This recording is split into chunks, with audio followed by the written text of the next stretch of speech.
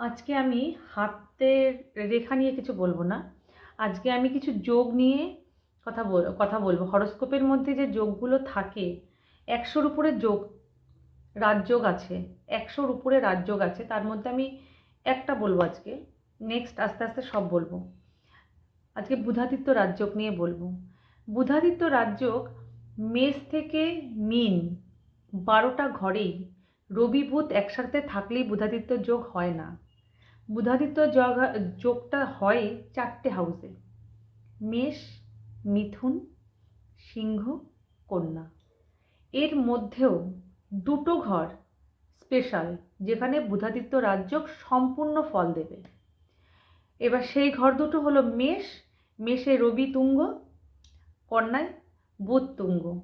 এরপরে ডিগ্রিগতভাবে 15 ডিগ্রির মধ্যে হতে হবে, তা না হলে ভেঙে যাবে।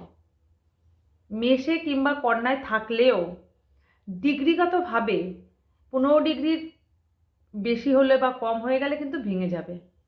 ওদের মধ্যেই মানে ইকুয়ালি থাকতে হবে, তবে গিয়ে সম্পূর্ণ বুধাদিত্য রাজযোগ পাবে। বুধাদিত্য রাজযোগ ছকে থাকলে সেই জাতক কিংবা জাতিকা যে কোনো ফিল্ডে ও 1 নম্বর হবে। জীবনে কোনো দিন কখনো অর্থের অভাব হবে না এবং উচ্চ গ্রেডের একটা মানুষ হবে। তার লেভেল সবসময় হাই থাকবে, আর সমস্ত দিক দিয়ে তার প্রতিভা দেখার মতো, প্রতিভা প্রচুর থাকবে তার মধ্যে। অমিতাভ বচ্চনের আছে, লতা মঙ্গেশকরের ছিল, মনমোহন সিংয়ের ছিল, এটসেট্রা আরও ছিল। এদের সম্পূর্ণ বুধাদিত্য রাজযোগেরা পেয়েছে।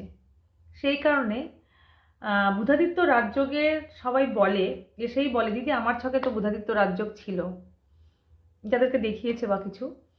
কিন্তু তাদেরকে আমি বোঝাই যে বুধাদিত্য রাজযোগ কখনোই যে কোনো জায়গায় থাকলে হয় না। শুধু এই 4টে হাউসে হবে, আর 2টো হাউসে সম্পূর্ণ ফল দেবে। আজকে বুধাদিত্য রাজযোগটাই বললাম। নেক্সট দিন আমি গজকেশরী যোগ নিয়ে বলবো। নেক্সট যে ভিডিওটা করব আমি, সেটা গজকেশরী, চন্দ্র আর বৃহস্পতিকে নিয়ে বলবো।